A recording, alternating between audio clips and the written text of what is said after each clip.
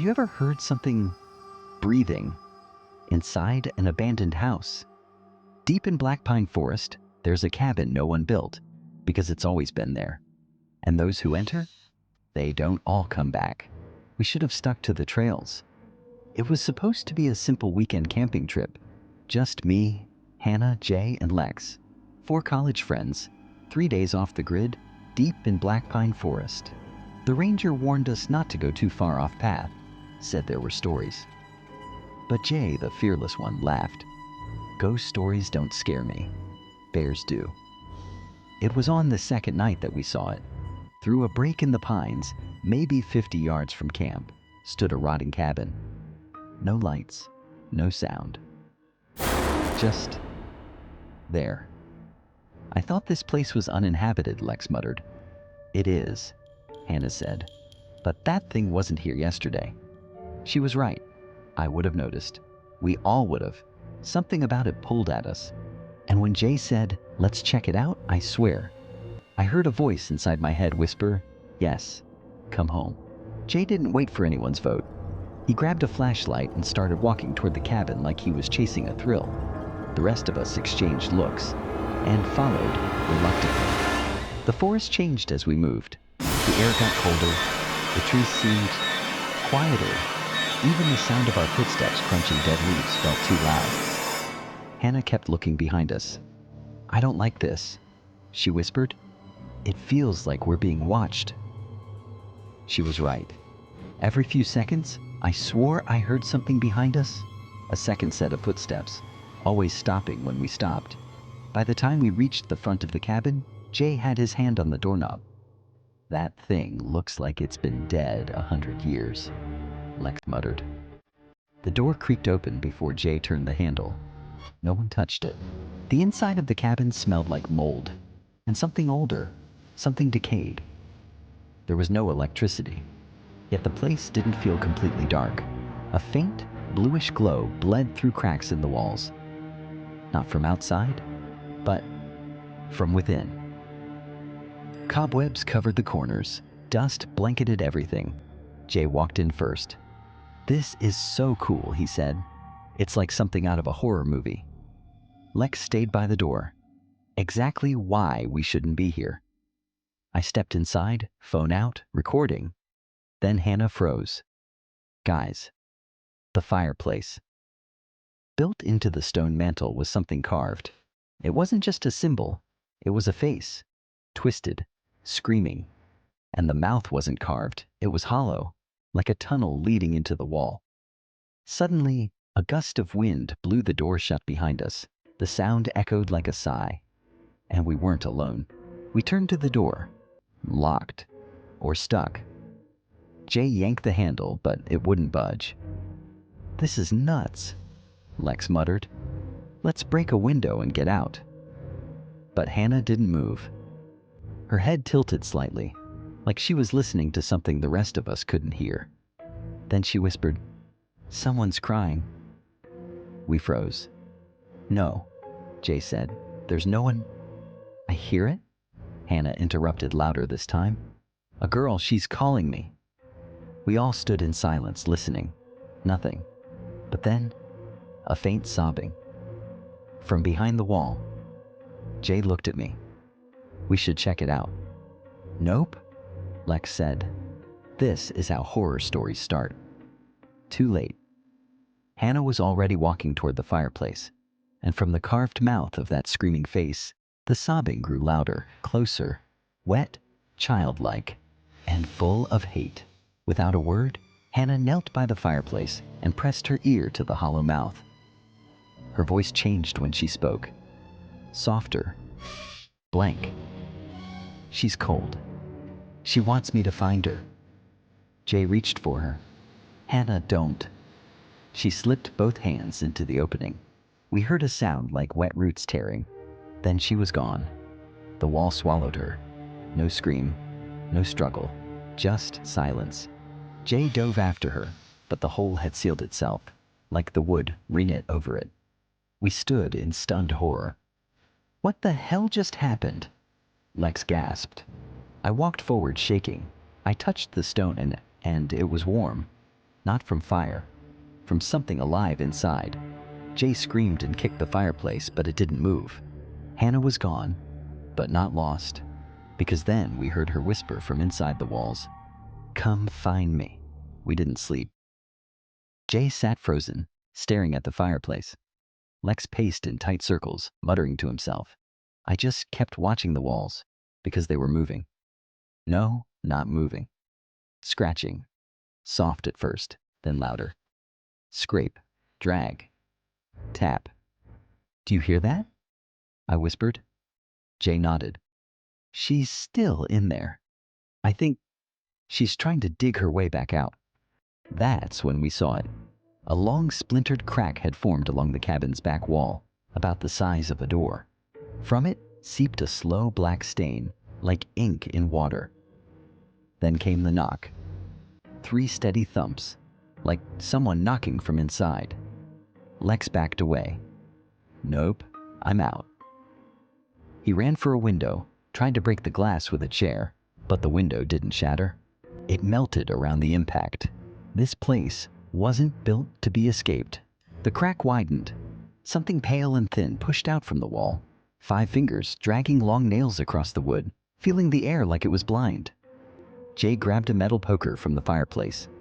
"Back off," he shouted, striking the hand. But the hand didn't flinch. It pulled back, slow and calm, and vanished into the wall. Then the cabin trembled. Not like an earthquake, more like a deep breath. The floorboards shifted under our feet. Suddenly, the front door slammed open. We bolted. Outside, the forest had changed. The trees were closer together. The sky had turned a sickly red-gray. Everything was dead silent. No wind, no birds. Jay looked back. Where's the trail? It was gone. Blackpine Forest no longer wanted us to leave. And behind us, the cabin door shut itself again, with a soft click, like a lock turning. We ran. Branches clawed at our faces. Roots tried to trip us. The forest had become a maze. Every direction looked the same. Every tree was watching. Jay stopped first. "We're going in circles," he panted. He was right. We passed the same broken stump 3 times. The same crow sat on the same branch, staring with glassy black eyes. Lex dropped to his knees. "It won't let us out." That's when I heard it. Hannah's voice. Faint. Distant. "Help me." It echoed from every direction at once. Jay spun in place. "Where is she?" Then we saw them. Dozens of wooden carvings nailed to trees. Faces. Human faces. Twisted in agony, mouths open in silent screams. They weren't just decorations. They were warnings. And one of the faces looked like Hannah. Lex lost it. He ripped the face that looked like Hannah from the tree and smashed it against the ground. "This is all fake. This isn't real." But as the wood cracked, it bled. Thick, black sap oozed from the broken face. Then the screaming started, not from Lex, but from inside the trees. Echoing, high-pitched, childlike, and endless. Jay yanked Lex to his feet. "Run." We ran until our lungs burned, until we couldn't hear the screams anymore. We collapsed beside a stream, but the water ran black. Not just dark, unnatural. Jay looked at me. "We need to go back." "What?" I hissed. "Back to the cabin? Hannah's still in there, I think. I think that place is alive, and she's part of it now." Lex whispered. "Then we're next." Something moved in the water. A face, rippling just beneath the surface. Smiling. Lex lost it. He ripped the face that looked like Hannah from the tree and smashed it against the ground. "This is all fake. This isn't real." But as the wood cracked, it bled. Thick, black sap oozed from the broken face. Then the screaming started, not from Lex, but from inside the trees. Echoing, high-pitched, childlike, and endless. Jay yanked Lex to his feet. "Run." We ran until our lungs burned, until we couldn't hear the screams anymore. We collapsed beside a stream, but the water ran black. Not just dark, unnatural. Jay looked at me. We need to go back. What? I hissed. Back to the cabin? Hannah's still in there, I think. I think that place is alive and she's part of it now. Lex whispered. Then we're next. Something moved in the water. A face, rippling just beneath the surface. Smiling, Jay was gone. The fireplace sealed behind him like it had never opened. Lex and I just stood there, paralyzed. Then the mirror changed. The image of Hannah faded, and Jay appeared. He was inside a narrow tunnel, the walls pulsing like flesh. He was screaming, but we couldn't hear him. Only his eyes told the story. Terror, recognition, regret. The tunnel behind him twisted. Then something moved. Tall, thin, crawling on the walls. Whatever it was, it grabbed him. Fast. The mirror shattered from the inside. Shards flew, slicing Lex's arm. He collapsed. I rushed to help, but the cabin began to shift. Literally. The floorboards rippled. The ceiling groaned. Vines grew from the walls, fast and wild like they were feeding. I screamed, and something screamed back. Lex was bleeding, but alive. The vines wrapped around his legs, trying to pull him toward the hearth. I grabbed a fireplace poker and hacked through them. Get up, I yelled. We made it to the front door, but it had vanished. Literally vanished. Just more wooden wall now. The cabin's heartbeat grew louder.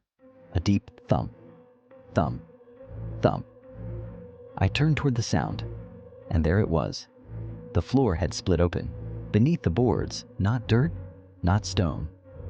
Flesh. Like the cabin was built on top of a massive living thing, and it was waking up. Lex stumbled backward. This place isn't haunted, it's hungry. I stared into the opening. There were bones inside, hundreds of them, children, adults, old, recent, all half absorbed into the meat. The cabin didn't kill, it devoured. Lex couldn't breathe. His skin had gone pale, sweat pouring down his face. I can feel it. Inside my head, he gasped. He backed away from the fleshy pit, but the wall behind him opened. Not a door, not a crack, just skin splitting. And two long hands reached out, gray, wet, jointed wrong. They didn't grab him. They just touched his shoulders. And Lex walked into the wall like it was water. No scream, no struggle, just gone. I stood alone in a cabin that was no longer pretending to be anything human. The vines curled around my feet again, gentle this time, like an invitation. A voice, not Hannah's, not Jay's, whispered in my head, "You belong here now." And I almost believed it. But something deeper inside me, the last scrap of reason, made me run, straight toward the fireplace. I dove headfirst into the hearth.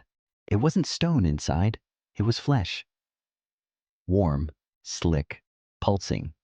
I crawled through the tight tunnel, gagging, hearing whispers in a dozen voices. Jay, Hannah, Lex, my mom, all begging me to stay. But I kept going. The tunnel split into 3 paths. Each glowed faintly. Red, blue, and black. I chose the black path. It felt wrong. Cold and dry, like death. But something in me knew it didn't want me to choose this one, which meant I should. The tunnel narrowed until I could barely move. My chest compressed. My breath caught. Then I burst through, into a chamber. Walls made of bone. Floor of stitched skin. In the center, suspended like a cocoon, was Hannah. Still. Eyes open, mouth whispering words I couldn't hear. And wrapped around her was a beating heart. Bigger than a human. Much bigger. She saw me. Her lips didn't move, but I heard her. "You shouldn't have come back." The heart pulsed tighter around her, veins stretching across the walls. I stepped forward. "Hannah, I'm getting you out." She shook her head. "It won't let me go. It's part of me now, and I'm part of it." I raised the poker, aimed at the heart. It spoke, not in words, but in feelings. It showed me memories, my childhood, my regrets, the night I almost died in a car crash, and how it could erase all of it. No more pain, no more fear, just peace. All I had to do was lay down the weapon and accept it. I hesitated, and in that pause, the vines struck. Wrapped around my arms, chest, throat, I dropped the poker, and the heart smiled. The vines dragged me toward the heart. It opened, a slit of wet flesh, like a mouth waiting to consume. Hannah screamed, this time with her real voice. No, let him go. The heart pulsed, hesitated. She began chanting something, soft, ancient. The cocoon around her cracked. The heart thrashed, and the room trembled like an earthquake. Bones fell from the ceiling. Flesh peeled from the walls. Using the distraction, I grabbed a shard of bone and slashed at the vines. They recoiled, shrieking. I ran to Hannah, tore the remaining cocoon from her body. She collapsed into my arms, gasping. We don't have much time. We have to kill it. Now. How? I asked. She looked at me, eyes filled with something old. You don't kill it. You feed it something it can't digest. Then she handed me the bone shard. What do you mean, something it can't digest? I asked, heart racing. It feeds on fear, Hannah said. Pain, regret, guilt. I looked around. The heart was beating faster. The flesh walls were closing in again. Then what's the opposite? I whispered. She met my eyes. Hope. It sounded ridiculous. But when I gripped the shard and thought of home, my brother, the sunrise after my father's funeral, the things that kept me going, the bone began to glow faintly in my hand. The vines writhed. The walls screamed. The heart knew. I charged. It tried to stop me. More vines, more illusions. Even Jay's face crying, please don't. But I didn't stop. I plunged the glowing bone deep into the heart. It howled. A sound that split the air like a dying star. And everything went white. White light swallowed everything. No pain, no sound. Then the ground dropped out beneath us. I fell through blackness, grabbing Hannah's hand mid-air. We hit something soft. Dirt. Forest floor. It was morning. The sun peeked through the trees. Birds chirped. Blackpine Forest was back. No red sky, no screaming trees. Just forest. We lay there in silence for a while, breathing.